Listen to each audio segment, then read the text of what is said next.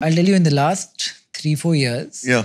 I've completely stopped buying from ultra luxury brands like Hermes and LV and all that because I feel they play you. Their entire marketing strategy seems to be to offend and get some kind of a reaction out of you and then buy from them. Right. Like, they'll tell you, Nikhil has achieved nirvana. Self-actualization. Got it. No more of the. 'cause, that Top is of the hierarchy. that is the most offensive thing. Like Yeah. to go to a shop where they're marking up a product 1:1,000 times. Yeah. And then saying you can't buy this product until you build Get a on a relationship list, with build a us, relationship. Yeah. get on a list, do all of these hoops that you have to jump through.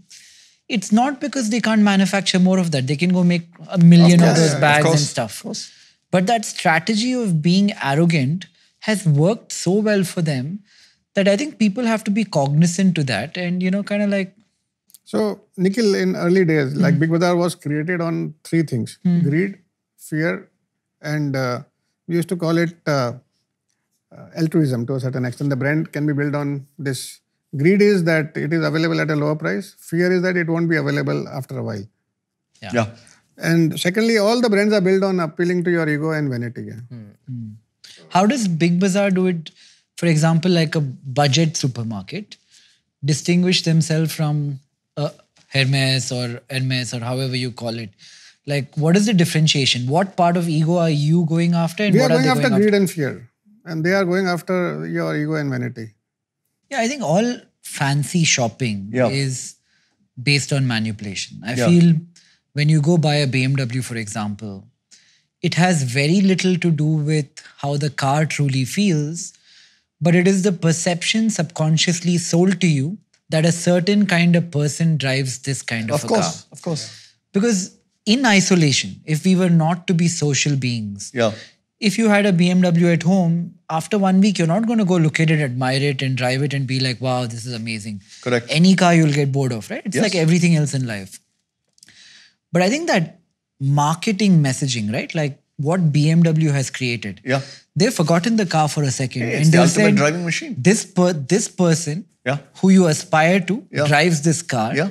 I think we have to figure out how to help people who are building brands 0 to 1 build what BMW built in a different manner for a different world. I think Raj will have some insights there because he's kind of building that bridge with House of X. So I'll tell you, it's not only luxury brands. I think this also Applies mass to brands mass do and the. mass Every premium brand brands, does the yeah, of same course. thing. They try to play on showing you an ideal image of somebody you will become. Like the classic examples in India I could give is the complete man. Like Yeah. Thank you. Raymond's. like the complete man Yeah. Raymond's. Yeah. What they would do is, hey, a man, if you want to be a complete man, you would wear this. It's an ideal situation Yeah. they're trying to sell. Yeah. So they always do that. It doesn't go with luxury. It goes with everywhere. In fact, it goes with kids as well. Yep. Like, Absolutely. I'm a complan girl, I'm a complan boy. Everybody, they got a reason to do this, right? So at the end of the day, you want to tell stories and that's how you sell. And one of the classic examples is you sell an ideal state who you're not. So By the way, always there's fashion is nothing designed new for in young it. people. There's nothing new in it. Yeah. And in fact, one of the big, like what I believe in is, so let's say luxury brands don't want to sell it to people who have money. They want to sell it to people who don't have money. And the reason is that, like that's how they are able to build their brands in that way. So they want to sell it to like, you're not their ideal TG, Nikhil. No, but That's, no. But they want to sell it to someone who will save for this LV bag for months and then come out. But that's not happened in India yet. Yeah. No. It's still there in, I think it's happened in China and a lot of other countries. And the US maybe, but US, not in India yet. At least I just can think tell so. you that I don't have any data, but my experience amongst my friends, people are saving up for the cars which they want to show car, off. yes. People are saving up for the watches they want to show car off. and house, I watches, think for yes. sure. And the biggest thing that is happening is shoes, sneakers. Sneakers just started happening, yes. Yeah, so the people Not are for saving up for handbags and sneakers. all yet. Not? Not the for handbags, and all. not for clothes yet, maybe. So, but your like point is different. girls are saving for handbags. Like a lot of my friends, and I can name 20 at least, not more than that, but 20 who've been saving to buy an LV bag on their birthday. Or like a Gucci Interesting. bag. So I think we are this- out of touch, yeah. because this so our generation people do save up to buy this.